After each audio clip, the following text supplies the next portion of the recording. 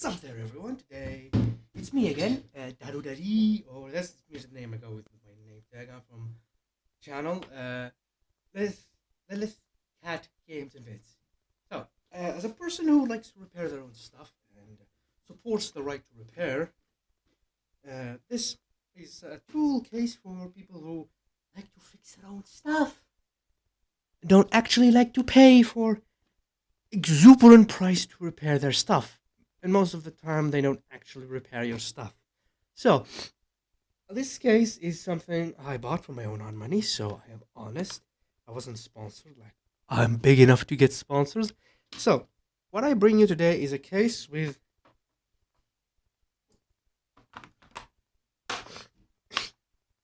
these sets of tools that can help you repair your own stuff. It is an inexpensive way for you to get into DIY repair, personal stuff, and repairing your own things.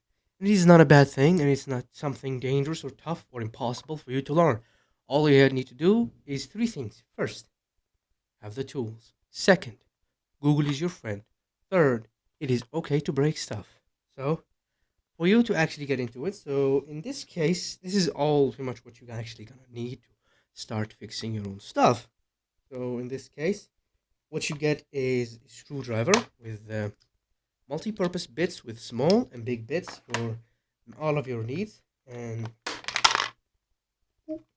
this adapter here that helps you to adapt big bits to small bits. Sorry for saying a lot of bits. And this is one of my favorite tools in this case. This thing is a torque screw, a wrench. Much for a person who worked at a mechanic shop. I kind of appreciate one of these things, especially when it comes to dealing with a lot of screws, especially when it comes to OEM laptops. So this thing, very useful. So other things for us to actually consider is this suction cup for replacing screens or ripping them open. These guitar pick for going between those thin, stretchy, plasticky places where it can break if you use metal ones. So you got all of these bits for use, all of these adapting bits down here that can actually be used as adapting bits. And here, this thing helps you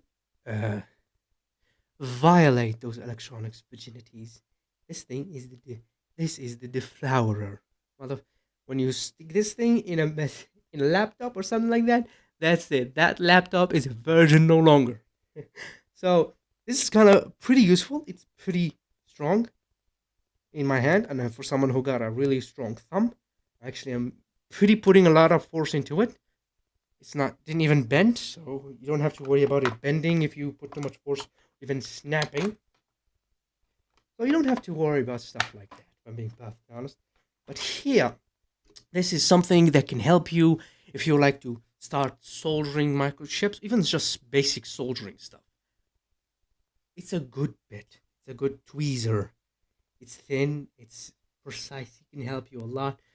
But it's a little bit hard to push, but not that hard for an individual who likes to repair their stuff. You're a badass, buddy. So, you also get this razor. I think this is like basic size razor, so like you can buy it replacement blades if this one breaks or snaps or rusts away. You can just buy them replacement bits. So other stuff. What other stuff? Oh, yes. This weird tool that I haven't found a use for it yet. I don't know what this is for. It says here. I can't see. Oh god, I can't see. It's a prying screw driver bit. So you pry screwdrivers.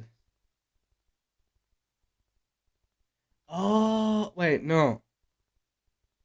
I really don't know what this is for. I don't know what this is for. I'm gonna search online and I'm gonna see what this for, because I don't know. That's why Google is your friend. So with all of these tools and all of these, a lot of bits. That's lots of bits actually. That's a decent number of bits if I say so myself. A lot of bits, bitty bits, and so yeah, it's a pretty good case and a pretty useful one, especially for someone like me who doesn't like to bring their stuff into a repair shop. Because most of them, A, are inexperienced, second, they just don't know what the fuck they're doing. So, yeah. I like to repair my stuff by myself, trusting my own hand, my own experience. So I'm gonna put this on the side, and I'm gonna also tell you why I actually don't like people fixing my stuff. You see, I have a laptop. It's an old Toshiba laptop. Rest in peace, Toshiba. And my sister took it to the shop, repair shop. It wouldn't like start at all, and they told her that it was dead. It was KIA. So, unfortunately, she pretty much he offered to buy the laptop, but she said no. She brought it home. She gave it to me. I did not touch it. She didn't actually bring it to me. She just left it at a closet. So later on, I asked her, "Can I fix it?" So she said yes, and yeah, I opened it up and I found it has a missing CPU. That SOBBITHE took the CPU out because A, he didn't know what the fuck he was doing. B, he thought he can scavenge the laptop without her knowing because she's a woman in a third world country. Of course she is. And yeah, I talked to him and he didn't have the CPU exact one because he already sold it. So I told him he has two options. A, he can give me a new CPU identical to that one, or B, he can refund me for whatever the hell he sold that one for. So I looked online, I found one, I bought it, went to him and I told him give me the fucking money because I had to rebuy pretty much. Then what I did was I just take my old SATA SSD from this computer because I bought an M.2 one. I cloned this the OS one from this one to this one, and I formatted that one and moved it to her laptop, and she now can use it just fine. She just hadn't had a reason to because she's not at school right now. Pretty much I fixed her just for her to use it for school. So this is one of the reasons why I do not like people touching my stuff. They don't know how to fix them. They don't bloody know how to fix anything. Not even a goddamn. You see this fan here? You see this fan? You see this fan? You see this fan? It was dead. I fixed it. You wanna know why? Because that motherfucker doesn't know how to fucking apply decent grease to these things. The fan rotors pretty much rotted from the inside. They just. It was loud, it was noisy. What it was, replaced the actual thing that turns inside it, the magnet that you're responsible for it, and with a shit ton of grease. Now it's, well, listen for yourself. It's not loud anymore. It was loud as hell. It's not loud. It doesn't vibrate as hard as it used to. That's one of the reasons why I don't like those shops. I like to do things by my hand and trust myself. So for those individuals who are looking for starting to do this on their own, first things first, you're going to need a couple of things. First things, rubbing alcohol. Great for cleaning grease. Great for cleaning anything. Soldering, what's his name again? Flux. To clean the flux, you can use rubbing alcohol. A brush there, and boom. Second, go to your school supplies and buy one of these that you put your pencils and pens in, and you just use it. And let's say, like here, as you can see, this is my things. I got cheap thermal paste for large heatsink replacement because sometimes I get commissions. Flux for my soldering needs. Screwdrivers, because you can't have enough screwdrivers. Wire cutter. A ginormous sewing scissor. This is the one that people who. Anyways, it doesn't matter. And a brush, a small brush, just to brush some stuff off. And thin screwdriver, because again, you know,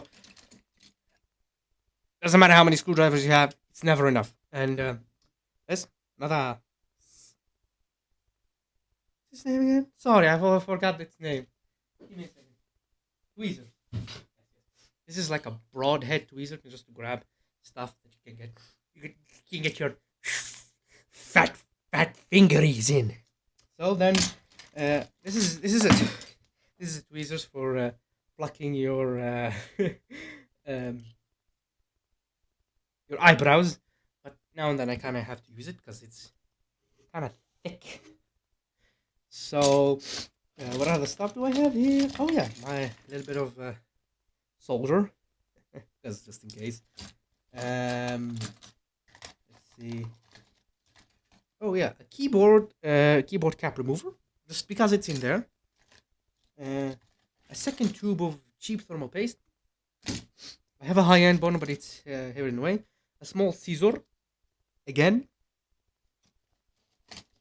and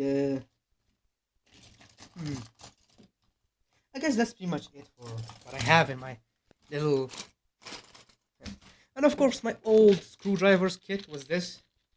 I still have all of the bits, just like, because I drop it. Every time I drop it, all of them fall out. Every single last one of them. They decide to fall out. So, I'm gonna still be using this, but mostly just for, I don't know, because it's convenient, I guess, instead of pulling the entire case.